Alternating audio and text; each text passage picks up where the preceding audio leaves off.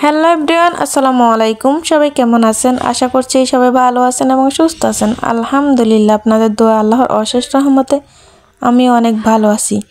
প্রতিদিনের মতো আজকে আরেকটা নিউ ব্লগ শুরু করলাম আপনাদের মাঝে। তো আজকের ব্লগটা আমি রাস্তা থেকে শুরু করলাম। তো আমি অনলাইন থেকে একটা প্রোডাক্ট অর্ডার করলাম, যার কারণে হচ্ছে আমি এখানে আসা। তো ডেলিভারি ম্যান আমাকে ফোন দিছিল যে আমি একটু সামনের দিকে, বাড়ি থেকে একটু সামনের দিকে আগিয়ে আসতে, যেহেতু ও চিনে না। তো তাকে আমি বললাম যে আপনি আমাদের এদিকে তো একটা দোকান আছে, দোকানের সামনে আসেন, আমি আসতেছি। এই তো আমি তখন ভিডিওটা চালু করলাম, এই দিক দিয়ে দেখতেছি ও চলে আসছে ডেলিভারি ম্যান। তো ও আমাকে এখন ও প্রোডাক্টটা বাইর করে দিতেছে। আর এদিক দিয়ে আমার শ্বশুর দোকানের দিকে যাইতেছে। আর হচ্ছে এদিক দিয়ে আমার যা একজন আছে, সে দাঁড়িয়ে আছে, তার বাচ্চাকে নিয়ে সে মাদ্রাসা আগায় দিতে গেছিল। তো বাচ্চারা তো কত ধরনের বায়না করে, যেতে চায় না, যার কারণে হচ্ছে মা একটু সামনের দিকে গিয়ে আগায় দিতে হয়। তো আমার যাওয়া আমার এক পাশ দিয়ে দাঁড়িয়ে রয়েছে। আর ডেলিভারি ম্যান আমাকে বলতেছিল যে আমি প্রোডাক্টটা খুলে দেখেন, আমি দেখাইতেছি। তারপর হচ্ছে আমি ডেলিভারি ম্যানকে বললাম যে না, আপনি খোলা লাগবে না। যে আমার একটা চিন্তা ছিল যে কি, আমি যে স্ক্রিনশট দিয়ে যে প্রোডাক্টটা আমি পাঠাইছিলাম, যে প্রোডাক্টটা আমি করলাম, তো আমাকে তো ওই প্রোডাক্টটাই দিবে, হ্যাঁ তাই না? তো আমি আর খুলি নাই, আমি বাসায় চলে আসছি। তো বাসায় আসার পর আমি এই প্রোডাক্টটা খুলে দেখলাম। খুলে দেখি তো আমার মাথায় হাত, আমি কোনো এটা অর্ডার করি নাই, তারা ভুলবশত আমাকে এই প্রোডাক্টটা দিয়ে দিছে।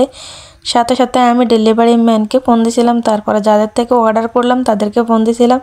তারপরে তারা বলছিল পরের দিন আমি যেটা অর্ডার করছি আমাকে ওটা দিবে আর এটা রিটার্ন করে দেওয়ার জন্য। তারপরে হচ্ছে আমি পরের দিন এটা রিটার্ন করে দিয়ে দিছি। এদিক দিয়ে আমার শাশুড়ি আর আমার ননদ দুইজনেই বাজারে গেছিল। তো বাজার থেকে তারা কি কেনাকাটা করে আনছে আপনাদের সাথে শেয়ার করব। তো সবসময় কিন্তু তারাই বাজারে যায়, অথবা তারা বাজার সদাই করে। আমরা কিন্তু বাজার সদাই করি না, আমরা বোরা বাসায় থাকি, রান্না বান্না করি, এই কাজকামগুলো করে থাকি আর কি।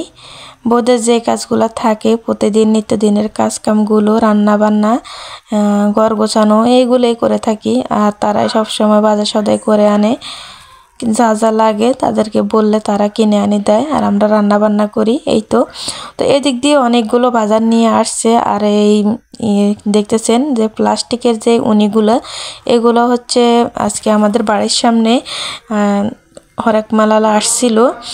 তো তাদের থেকে এই বড় একটা জুন নেওয়া হয়েছে আর ছোটো একটা নেওয়া হয়েছে। ছোটো একটা আমার শাশুড়িকে আমরা বারবার রিকোয়েস্ট করার পরেই নেওয়া হয়েছে, কারণ চাল দেওয়ার জন্য। আর আমার শাশুড়ি বড়টা নিয়েছিল চাল দেওয়ার জন্য। এত বড় কিন্তু উনি দিয়ে চাল কিন্তু দেওয়া হয় না, ছোটোখাটো দিয়ে ধুইতে ভালো হয়।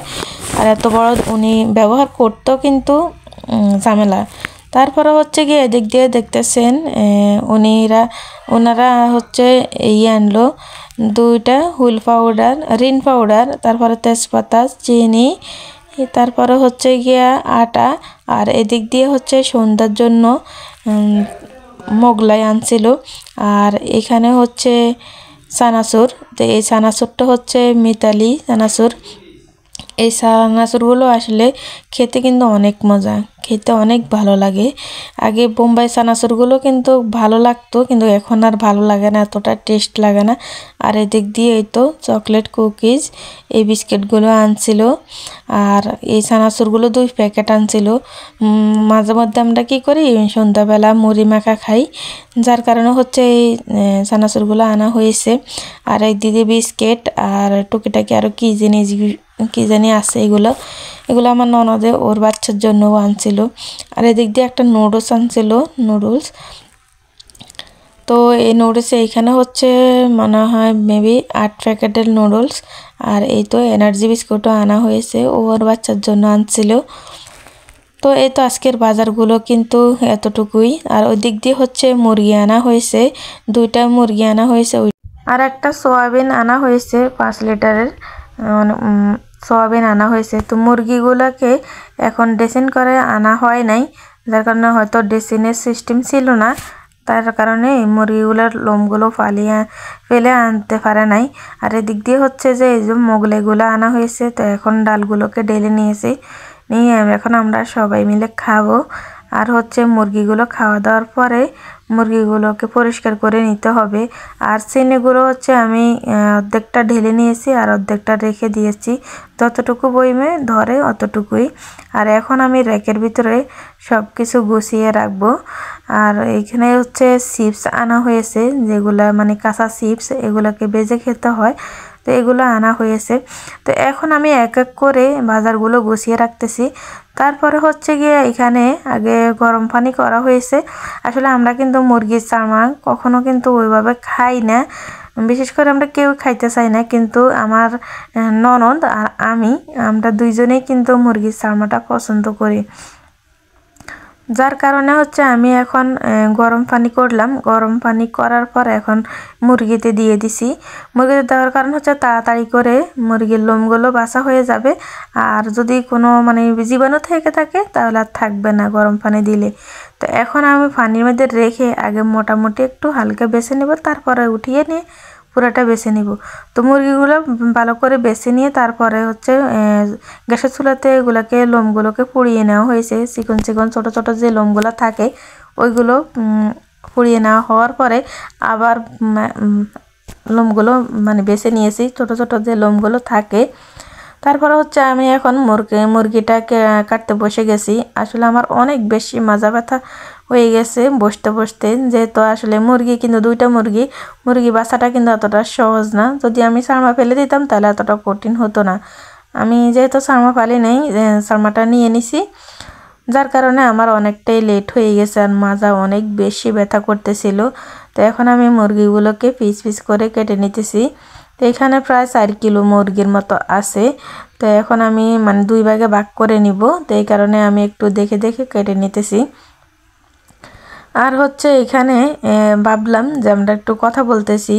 আমার ননদ একটু খিচুড়ি খেতে চাইছিল, তো বলছিল যে আমি এখানে কিছু মাংস দিয়ে খিচুড়ি রান্না করার জন্য আর কিছু এমনিতে রান্না করার জন্য। তো যাই হোক, এগুলোকে কেটে সুন্দর করে আমি ফ্রিজের ভিতরে রেখে দিছি। পরের দিন সকালবেলা আমি চলে আসছি আমাদের বাড়িতে, একদম সকাল সকাল আমি আমাদের বাড়িতে চলে আসছি প্রায় 6টা বাজে। আসার কারণ হচ্ছে গিয়ে আমাদের বাড়িতে মাটি ফেলাবে, যার কারণে আমি আসছি। তো আমাদের বাড়িতে আমাদের পাশে কিন্তু পুকুর আছে, আমাদের মানে ঘরটা কিন্তু পুকুরের পাশেই। তো ওই দিক দিয়ে আস্তে আস্তে করে এগুলাকে মাটি ফালাই তারপরে বাঁধাইতে হয়। তো হচ্ছে এখানে যারা আসলে পুকুরের সাথে থাকে তাদের অনেকটাই কষ্ট হয়ে যায়। তারা সব সময় যতই মাটি ফালাক না কেন মাটিগুলা থাকে না, হয়তোবা ওয়াল করা ছাড়া, মানে যে ইট গাঁথনি দিয়ে ওয়ালটা করা ছাড়া কিন্তু কোনো হয় না, সুবিধা নাই, মাটিগুলো থাকে না। তারপরও মানে এখানে কিছু মাটি ফেলানো হয়েছে, দেখি কতটুকু থাকে। আর আমার ভাইয়া আসা ছাড়া তো আর এই জায়গায় ওয়াল করা হবে না, যেহেতু আমাদের পুরুষ লোক বলতে কেউই নাই। আর হয়তোবা এই জায়গায় থাকার অতটা মানে নাই, হয়তোবা এই জায়গাটা বিক্রি করে দিয়ে এই জায়গা থেকে চলে যাবে। আর দেখি কি করা যায়, আমার ভাইয়া আসুক, তারপরে আমার বড় ভাই আসলে ডিসিশন নেওয়া হবে কি বিক্রি করে দেয় নাকি এখানে বিল্ডিং উঠায়। তো যতদিন থাকা যায় অতদিন তো মানে একটু সুন্দরভাবে চলতে হয়, যার কারণে মানে এখানে কিছুটা মাটি ফেলানো হয়েছে। আমার মা আসলে বারবার রিকোয়েস্ট করতেছে কিছুটা মাটি ফেলানোর জন্য। তো তারপরে আমার ভাইয়ে এখানে কিছুটা মাটি ফেলাইলো। আর হচ্ছে গিয়ে এই দিক দিয়ে যখন মাটি টাক ভরে মাটির আমাদের রাস্তার মধ্যে ফালাই গেছে, তারপরে হচ্ছে এইখানে আবার দিয়ে মাটি কাটার লোক দিয়ে আবার পুনরায় ভিতরে মাটিগুলো আনতে হয়েছে। তো যত টাকা দিয়ে মানে যত টাকা দিয়ে মাটিগুলো কেনা হয় না তার চেয়ে ডাবল চলে গেছে মানে যে জায়গা ফালাছে ওই জায়গা থেকে এই জায়গা আনার, মানে আরও টাকা বেশি লাগছে। যাই হোক, যেটা করার সেটা তো করা লাগবেই এই আর কি। তো এদিক দিয়ে যারা আসছে তাদেরকে আরও কিছু টাকা দিয়ে আমরা ঘরের কিছু জিনিস এদিক ওইদিক করলাম। শোকেসটা আগে সামনের রুমের মধ্যে ছিল, তারপরে হচ্ছে গিয়ে সামনের রুম থেকে আমরা করলাম, শোকেসটাকে ইয়েতে নিয়ে আসলাম।